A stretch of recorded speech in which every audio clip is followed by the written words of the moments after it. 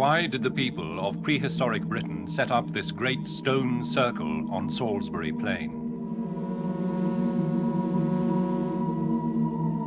What is the meaning of Stonehenge?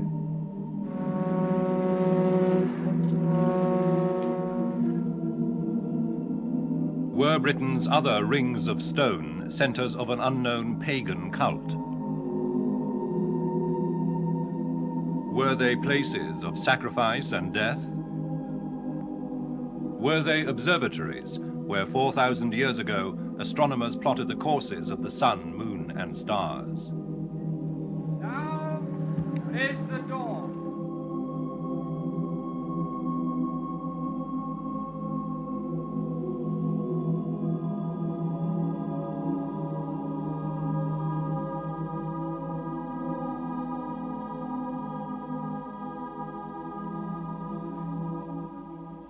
Mysteries from the Files of Arthur C. Clarke, author of 2001 and inventor of the communications satellite.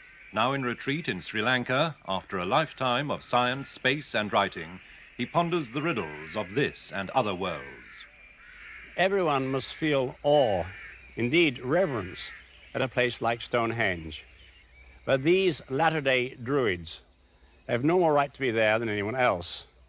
Their association with stone circles is an invention of 18th century romantic writers. The Druids flourished 1,000 years after the completion of Stonehenge. So to confuse them with stone circles is like mixing up the Battle of Britain and the Battle of Hastings. This is one of the few facts we do know about the 1,000 or so stone circles scattered over the British Isles.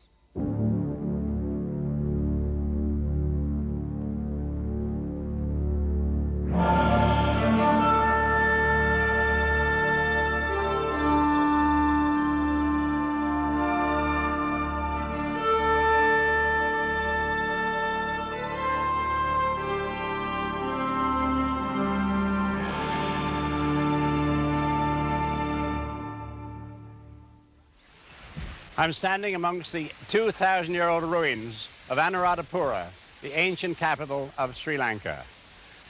The Romans sent their ambassadors here before the birth of Christ. We know the exact history of this city because its builders left written records.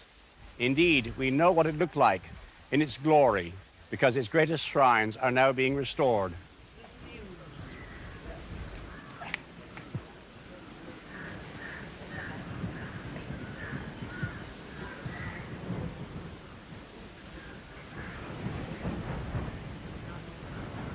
By contrast, the hundreds of stone circles scattered over the British Isles are a complete mystery. Their builders left no record of their thoughts or their motives.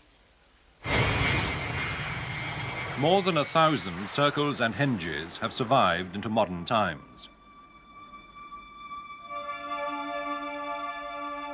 The power of their lingering magic has outlasted the rise and sometimes the ruin of Christianity.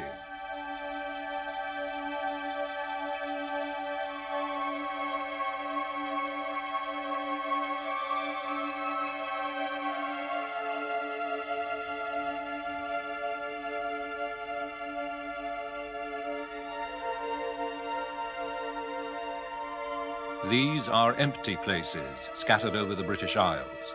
The ground they stand on holds few clues to their purpose.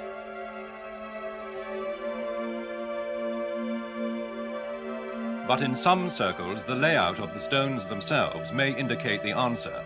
At Long Meg in Cumbria, the sun sets behind this megalith only on midwinter's day. So did standing stones help to fix the calendar in prehistoric times? Nowhere on Earth is there more spectacular proof of ancient fascination with the changing skies than here. This is Newgrange tomb in Ireland. Set on a hilltop above the River Boyne, it is an almost unknown wonder. Yet this is the oldest building in the world. Faced with gleaming and immaculate quartz, it was built 5 centuries before the pyramids. It is 5,000 years old.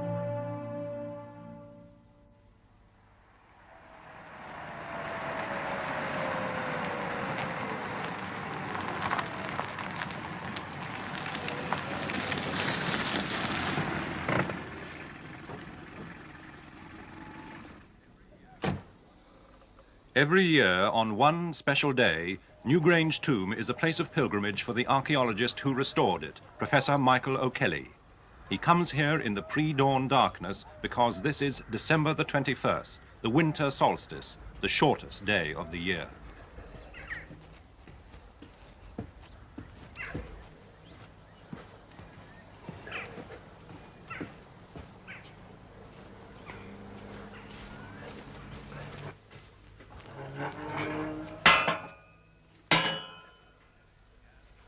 Professor O'Kelly began to unlock the secret of Newgrange when he uncovered a strange slit above the door. At first its purpose baffled him.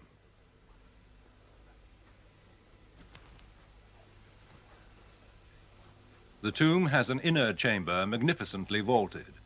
Oddly, it contained the bones of just 4 adults and 1 child.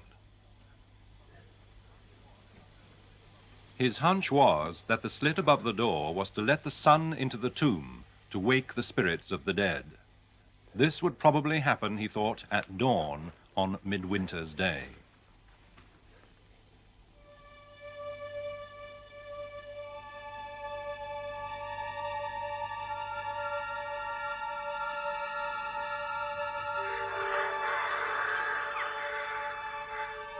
His hunch proved to be correct.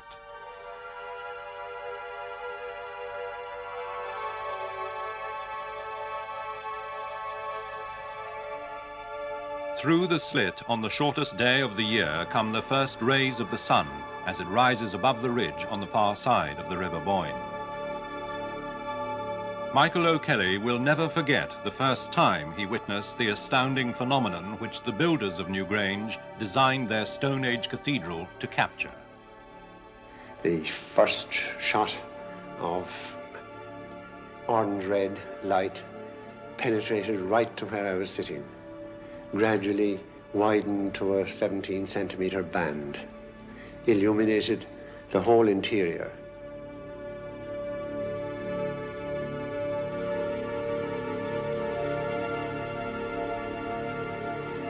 I could feel the spirits of the dead all round about me, and I wondered if a voice shouldn't come and say something, even if only to tell me to get the hell out of here. But nothing happened. Silence. The band of light slowly crossed the floor, and then a point came after 17 minutes, sudden cut-off, darkness. How to explain it, I don't know, but quite obviously, the builders of this place had thought the whole thing out, had organized this slit so that it would be level with the local horizon, and so that when the tip of the sun appears, there's a horizontal line from the horizon through the slit right to the center of the floor. The world's oldest building guards one of the world's oldest mysteries. Perhaps people gathered here 5,000 years ago to commune with the spirits of the dead. Perhaps this unique dawn marked the end of the old year, the beginning of the new. Whatever the truth, the marvel of Newgrange displays the central importance of the movements of the heavens to the builders of the ancient world.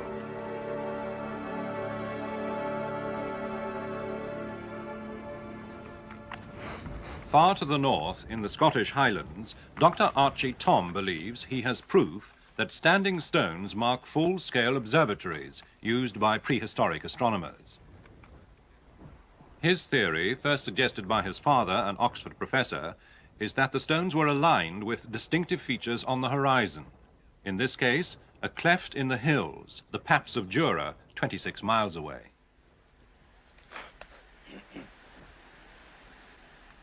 The Tom's surveys suggested that the astronomers stood on this platform known to be man-made.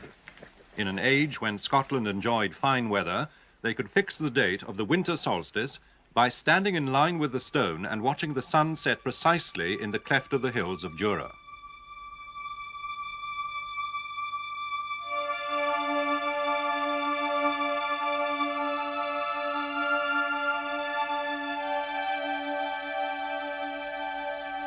The Toms believe ancient astronomers used observatories like this to fix their calendars for the business and ceremonial of their year. A computer has already established what seem to be dozens of astronomical alignments at Stonehenge. But strange pits on the top of the Stonehenge lintels have inspired this American schoolmaster, Richard Brinkerhoff, to suggest an even more exotic astronomical theory. He believes the ancient astronomers used the top of Stonehenge as a catwalk.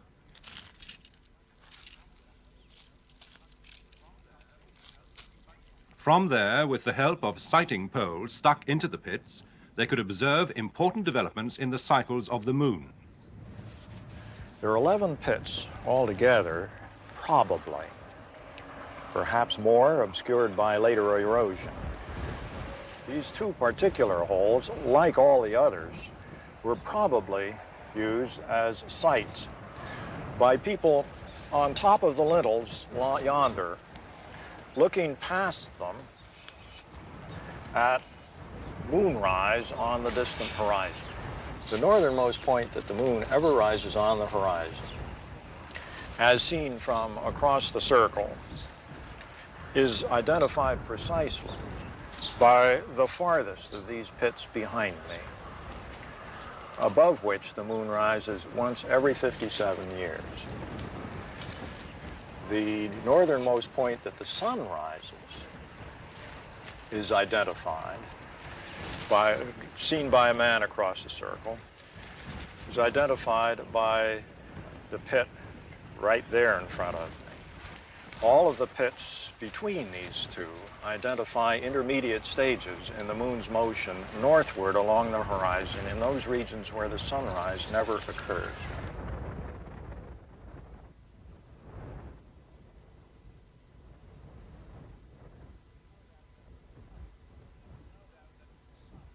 There's no doubt that some of these stone circles do have astronomical alignments, but this doesn't mean that their builders were skilled astronomers.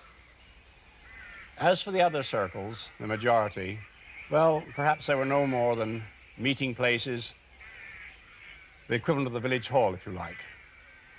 We can't prove this because all this structure has disappeared except for the basic stones. Look at this forest of columns around me. No one would ever have guessed what this was. In fact, these pillars were the foundations of a very tall building, many stories high, built about 2,000 years ago. But all the wood has vanished. So today it's impossible to guess what the original structure was like. And that may be the case with the still unexplained stone circles. But the incredible scale of this circle at Avebury in Wiltshire almost defies modern explanation. It covers 28.5 acres and encompasses a whole village. In the ancient world, some experts believe, it must have been such a showpiece that Stonehenge, with its weird arches, was built later as a rival attraction. Avebury must have been a massive undertaking. Its construction leaves archaeologists awestruck.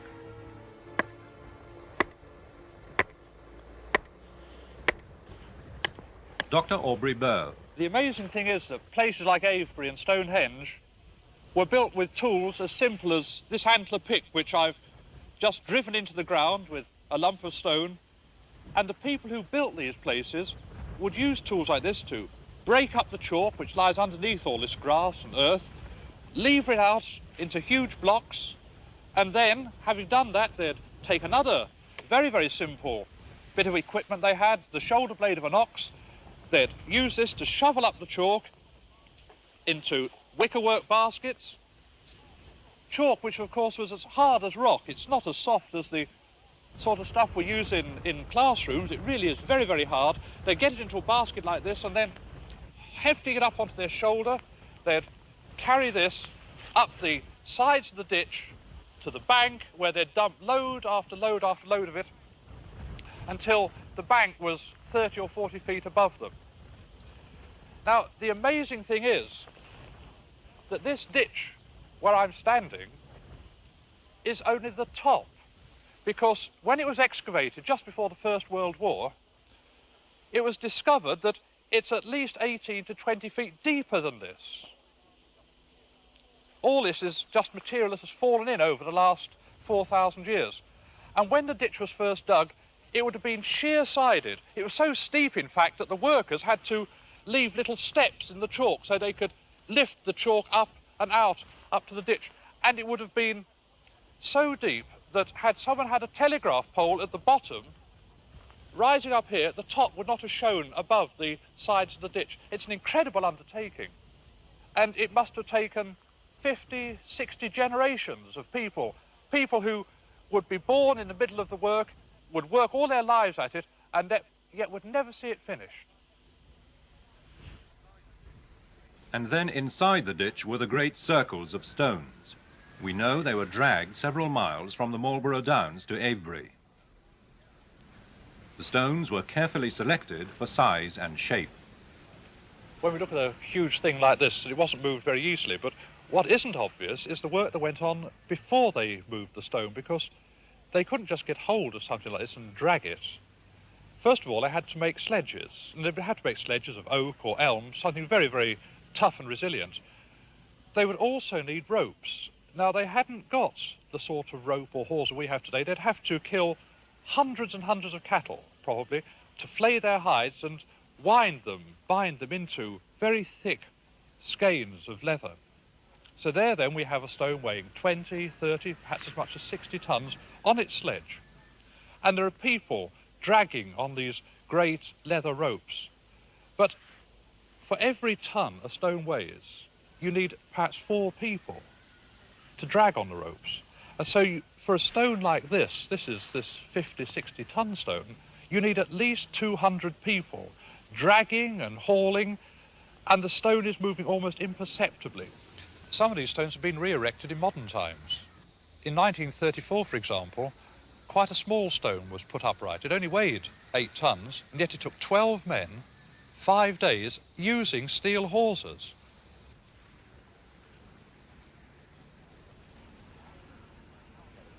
At circles like Castle Rig in Cumbria, the construction was easier, but the layout is often puzzling. Many seem to have been deliberately designed to be non-circular. Penman Moor in Wales is an ellipse. Borough Hill in Roxburghshire is one of many shaped like an egg. Castle Rig itself is a flattened circle. Such precise patterns are repeated all over the country. 16.25 metres.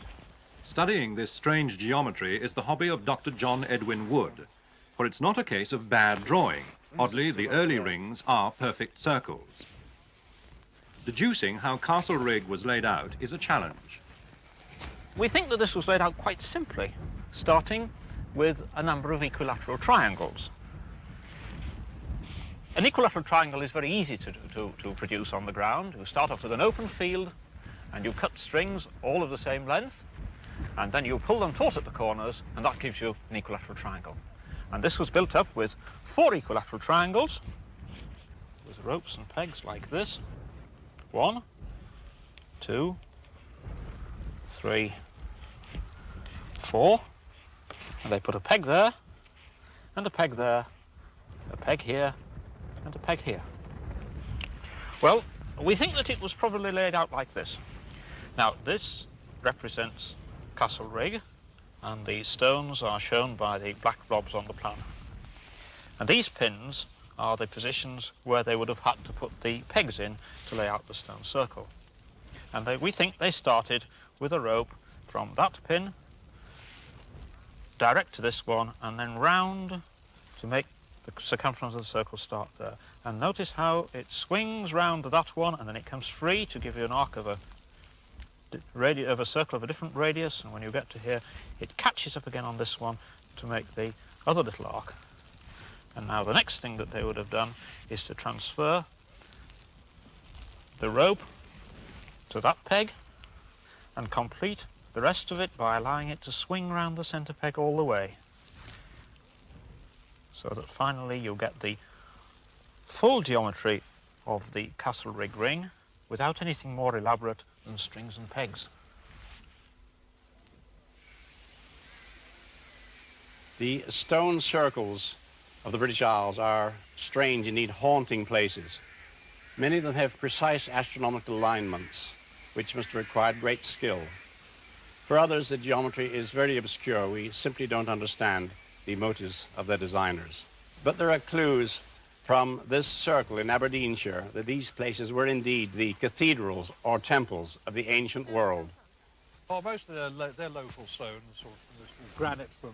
Castle Fraser has been studied by Dr. Aubrey Burl. There's an extraordinary feature in the Aberdeenshire circles, a great stone lying on its side, flanked by two uprights. Well, this stone's the recumbent, and you can see why it's called that, because it's just lying flat between these two huge stones. One of the remarkable things about these stones is that they're absolutely horizontal. If we put a spirit level on it just like that, look where the bubble comes, right in the centre.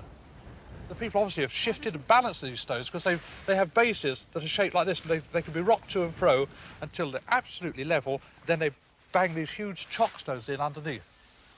The presence of the recumbent stone has given Dr. Burl an insight into the minds of the circle builders. These are places of dread. People who built these circles were people who had very insecure lives. They had no knowledge of what caused a blizzard or a drought or an epidemic. They saw their children dying, they saw their crops failing. Not every time, but when it did happen, they had no means of stopping it because they had no understanding of it. Now, if you're in that sort of situation, you either take an attitude of que sera, what will be, or else you try to do something about it. In other words, you're either fatalistic or else you try to be adventuresome and try to intercede with whatever is causing these disasters. The recumbent stone told Dr. Burl what the people who built this circle turned to for help in their uncertain world. He found the stone had been placed between the southeastern and southwestern points. They were concerned with one and one phenomenon only. That was the moon up in the sky. Because the moon rises towards the southeast, it sets towards the southwest, and there are nearly 50 recumbent stone circles where it's possible to work out exactly in which direction a recumbent stone is directed, and every one of them is directed just to that position where the moon would pass between one flanker and the other flanker, passing over the recumbent stone and then setting. The moon must have been an object, I think, of very special reverence, if that's the right word, to these people. We don't know how they regarded the moon, but we do know, even from today's astronomical observations, that to pass from one flanker to the next, the moon must have been slowly moving across the recumbent for 1, perhaps 2 hours.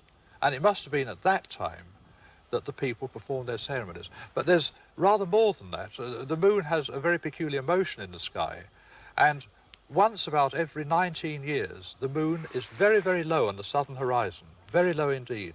And at that time, instead of being high up, it would have appeared almost to roll along the top of the recumbent stone, a magical moment for the people.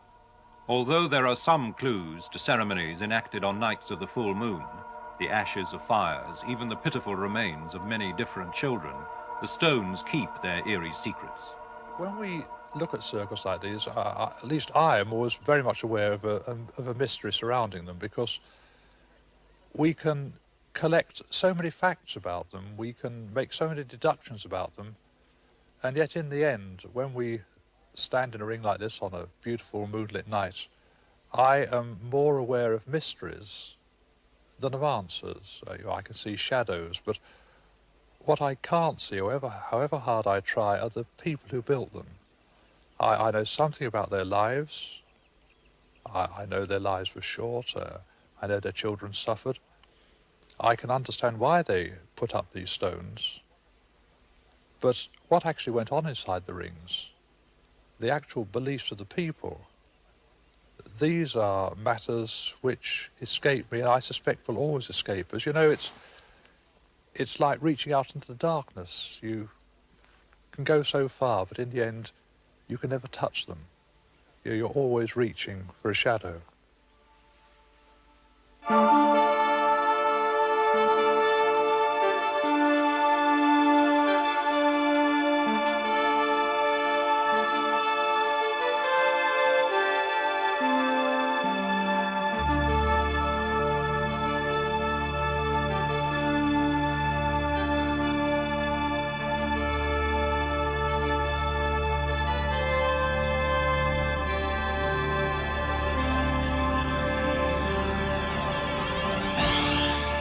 Next week, the things that can fall from the sky.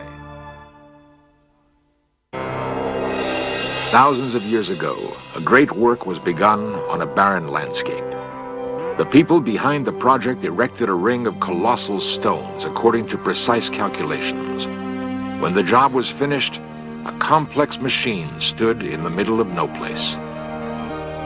Then they disappeared, but their monument is almost intact. It is called Stonehenge. The glow of ancient knowledge has faded, but a strange power still seems to linger over the stones. It beckons some men to worship, others to search for the magic of Stonehenge.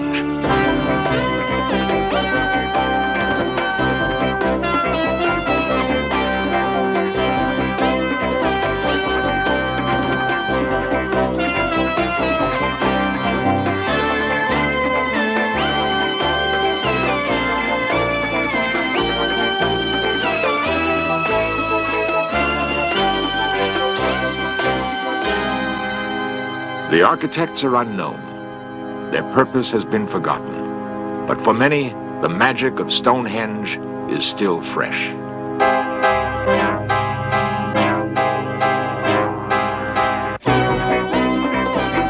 This series presents information based in part on theory and conjecture. The producer's purpose is to suggest some possible explanations, but not necessarily the only ones, to the mysteries we will examine. It is among the classic mysteries of the world, an immense circle of stones that stands on the Salisbury Plain in southern England. For centuries, men have called it Stonehenge and wondered at its purpose. The mystery of Stonehenge is twofold. Who built it and why? Archaeologists normally have the answer to one of those questions and can deduce the rest. But until now, we've known very little about Stonehenge and understood less. Only recently has evidence come to light that points to Stonehenge being an exceedingly complex machine, yet with a purpose so simple, it was overlooked for centuries. But finding the why of Stonehenge only increases the mystery of who built it. Stonehenge is a puzzle that seems to defy the usual methods of archaeology. There are no written clues to explain it. Theories that it was a city of the dead or a pagan temple of sacrifice have been based as much on pure speculation as on evidence. The first breakthrough in understanding came in the mid-1960s when a young astronomer entered the search. It was a solution based on pure numbers and pure directions. And his name is Gerald Hawkins, author of Beyond Stonehenge. And strangely, it did require a new look. It required perhaps an astronomer to look at it as I did. And just looking through the archways, I felt that it must be more than a temple. The idea of doors in an open plain didn't make sense to me, and I felt I should see something through these archways. So began the quest for a solution to the riddle of Stonehenge. Hawkins began by investigating the few known facts. The earliest holes in the ground seem to date now to 2,500, 2,700 BC. Roughly the time of the Egyptian pyramids, maybe a few centuries ahead. Then Stonehenge proper was built approximately 2000 BC. They were working there for centuries, perhaps even 1,000 years. The world at 2500 BC was dotted by no more than a handful of civilizations. Much of the world's population lived in caves. Man was learning how to forge crude tools out of bronze. In Egypt, the slaves were still toiling over the Great Pyramids. The walls of Jericho were yet unbreached. In Mesopotamia, the Sumerians were just beginning to use a new tool called writing to record their history and legends. It would be centuries before the Jews would hide the Dead Sea Scrolls in the caves of Qumran, From the tiny island of Crete, the Minoan Empire ruled the Mediterranean world. Their ancient sea kings had not yet sailed their ships beyond the Straits of Gibraltar.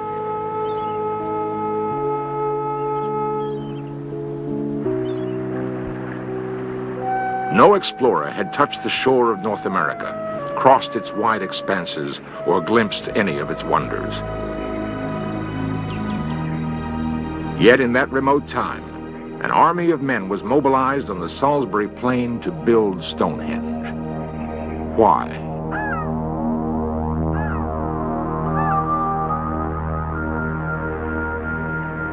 At one time, the suggestion was the stones came down by glaciers, but it seems that the stone was indeed quarried. We have pretty well proof that it was quarried because recently museum replicas went there and found a stone with an actual drill hole. We have a sample of it here. It was cut into and shows the two halves. This stone is so tough it takes half an hour to cut with a diamond saw. Yet they drilled in with no equipment except perhaps some flint chips and a piece of wood. Why did the ancient engineers select blue stones that can be found in only one place in the world, the Preseli Mountains? Rocks so hard, they dull modern cutting tools.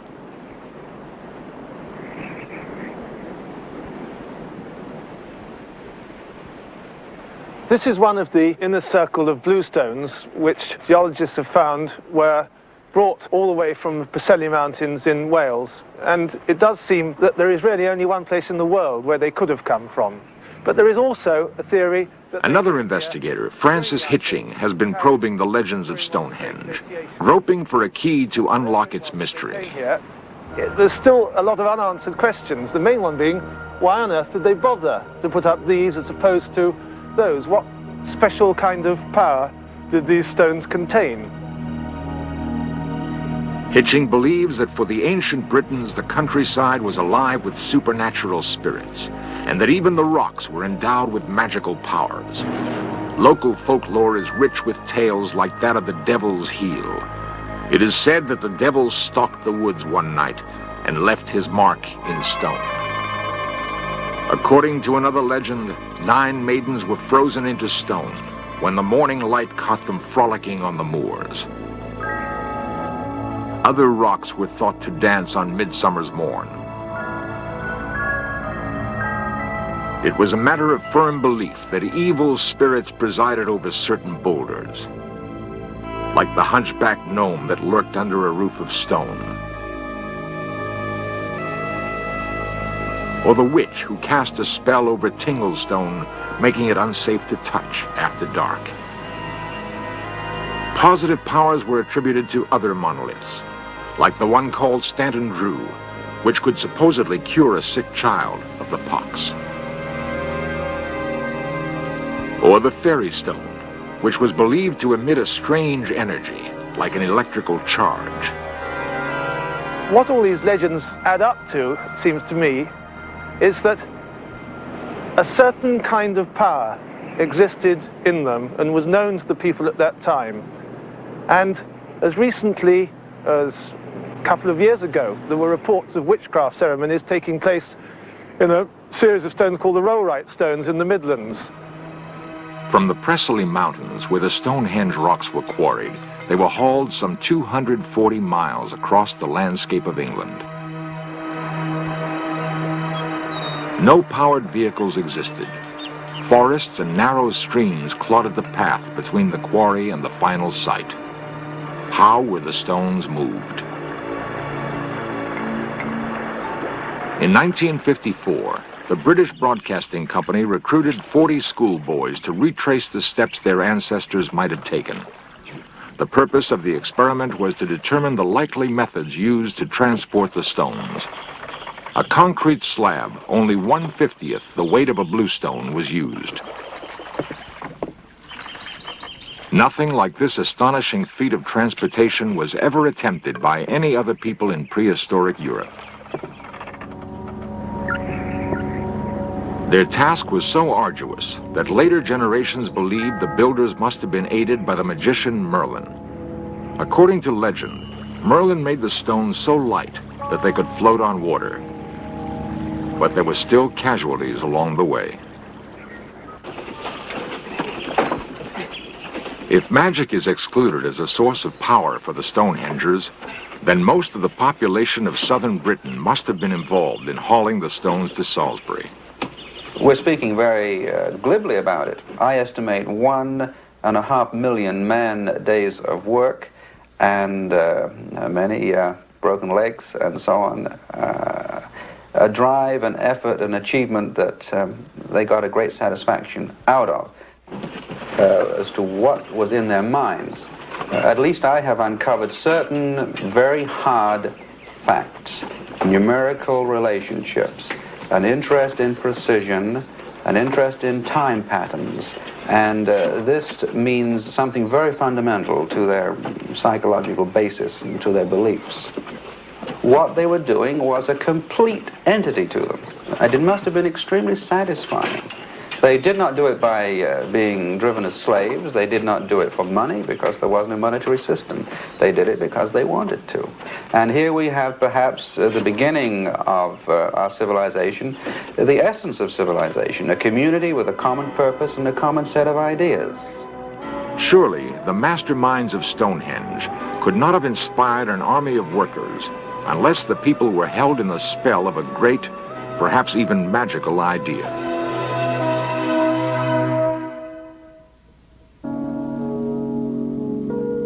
A religious sect called Druids claims spiritual descent from the architects of Stonehenge. There is little evidence to support their claim. Their ritual reenactments on the site are of little help in solving the puzzle, for the Druids were apparently latecomers. The people who put up Stonehenge came from a time before people could read and write, and really this is one of the big mysteries about Stonehenge, how they came later on to have a mathematical, geometrical, astronomical knowledge which seems quite beyond the conceptions of primitive and barbarian people. But perhaps more remarkable than that is the fact that scattered all over Britain are some 300 other circles, some of them still intact, which can do the same job. And the man who has discovered this, spent half a lifetime doing it, is Professor Alexander Thom. An engineer by training, Thom was convinced that there was a calculated design behind what appeared to be a random arrangement of stones. Using advanced mathematics, Thom was able to prove that the stones were aligned both to one another and to the movement of the planets in the night sky. The implications of his discovery are staggering. It now seems possible that the whole of prehistoric Britain was landscaped according to a deliberate and far-reaching plan.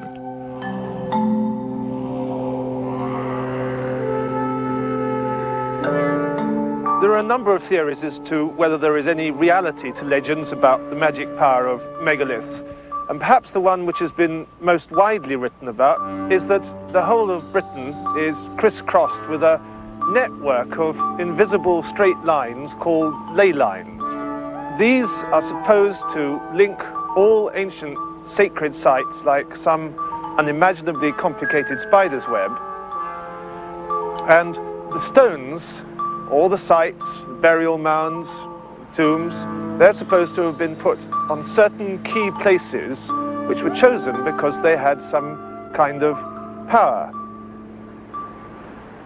Fortresses were built atop sacred mounds, as if to absorb the power of old ruins. And monks erected churches on sites where pagan priests once gathered to recite magical incantations. In folklore, some key sites retained their magic long after the builders disappeared. It is known that around some of these sites, underneath tombs, around the standing stones, there are anomalies in the Earth's magnetic field. And here, I think, may lie the secret to the power in these megaliths. If Francis Hitching's theory is correct, what prehistoric man called magic may have been akin to 20th century electromagnetic energy. Is it just possible that people in those times somehow knew how to tap the electromagnetic anomalies that are in these stones and use them in their healing? Is it perhaps also possible that they used it, as birds do and as dogs seem to, in telepathy? They could find their way by these stones. They could perhaps communicate from one stone to another. They were like a giant psychic grid which could be used for telepathic purposes. Like the animals of the forest, the inhabitants of prehistoric Britain may have been attuned to the Earth's signals. Some have theorized that electromagnetic energy may be the basis of extrasensory perception. If this is true, perhaps the Stonehengers used that psychic energy on a level never achieved since. At the very center of this hypothetical communications network stood Stonehenge. As a quantitative scientist, I saw a fundamental pattern that intrigued me and reached my brain and mind. And so, with calculations, I was able to go back in time to 2000 BC and, as though it were, stand there and watch the sunrise and moonrise and planets and stars. And with the computer, very quickly, we could see that the pattern of stones matched the pattern of the sky. Therefore, a ritualistic temple became a much more fundamental device. It had at least some purpose, and that purpose reached out to the stars. With the aid of a computer, Dr. Gerald Hawkins was able to do what no man before him had done: prove that Stonehenge was in part a calendar and an observatory. Each giant block points to a specific position of a planet or star as it moves in its journey across the heavens. In such a way, sky and earth were inextricably bound through a Stone Age machine. The most celebrated alignment is the heel stone that points to the rising sun on midsummer's morn. The popular assumption is that the Druids used the site for rituals of incantation and human sacrifice. But were they the designers of Stonehenge? Archaeologists and antiquarians have argued for centuries about who put up this great erection of stones here. The best bet seemed to be the Druids, because the Druids were known to have existed here in Britain before Caesar arrived. In fact, Caesar described the Druids. So 18th century antiquarians such as William Stukely used to draw fanciful pictures of the Druids as they thought taking part in ceremonies around Stonehenge and similar kinds of circles. Now, we're almost certain today that this conception is absolutely wrong, and the kind of people who you see taking part in Druid ceremonies here on Midsummer Morning are nothing more than a 19th century invention. Druids, in fact, what we do know about them, they had a strong priestly class who used to gather, on the whole, in oak groves where their secret ceremonies took place. They were a bloodthirsty race. Caesar describes them as hanging people up in baskets and burning them. Otherwise, we know that they were indeed expert astronomers. If, as Hitching and other investigators have concluded, the architects of Stonehenge were not the Druids, then who did design and build it? Far from being mere hunters or cave dwellers, the prehistoric Stonehengers seem suddenly to have become possessed of a superior, highly sophisticated intelligence. Otherwise, they could never have devoted their total energies to a grid that covered all England and focused on the axis of Stonehenge. One must wonder, from where did they get this incredible spurt of knowledge? A spurt that was 5,000 years ahead of its time. The answer may never be known, but the stones still have a power for many who worship in the manner of the Druids. And Stonehenge still intrigues men who seek to understand the workings of an ancient machine. I wonder if they were not worshipping a new type of god to us, a god of time. The idea just comes to me now that perhaps the repetitive security of time, following time, was of value to them, and perhaps even Stonehenge itself was built to perhaps defeat the ravages of time, in that time had a concept to them. If ever we can find out an idea that explains what they did, it will be really dramatic. I don't feel that we've come close to any idea yet, but you can imagine a god of time. We don't have it. We hate time, but maybe they look forward to it.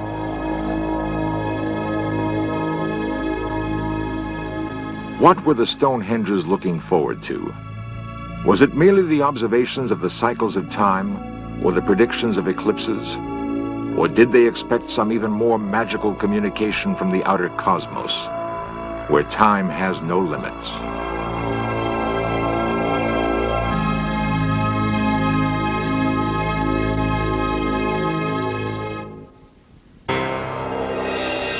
Stonehenge is not alone as a riddle of ancient design. In the thick jungles of the Yucatan Peninsula, an ancient observatory called the Caracal charted the phases of Venus as accurately as 20th century telescopes. Buried deep within the same jungle, a Mayan pyramid was aligned to the midsummer's sun. 6,000 miles away, Egyptian pyramids mapped the rising and the setting sun on the same day. And in the distant past of India, holy men gathered to watch the sky.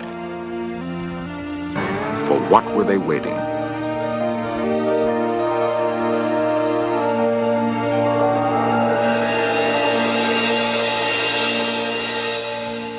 We have some understanding now of the possible explanation for Stonehenge and the other monuments around the world that have puzzled investigators for so long. The question which still eludes us is who erected these working monuments? Clearly, they were the work of people more advanced than we had thought possible for that time. We can speculate that our ancestors were possessed of knowledge that was somehow lost to succeeding generations. Or perhaps they had help.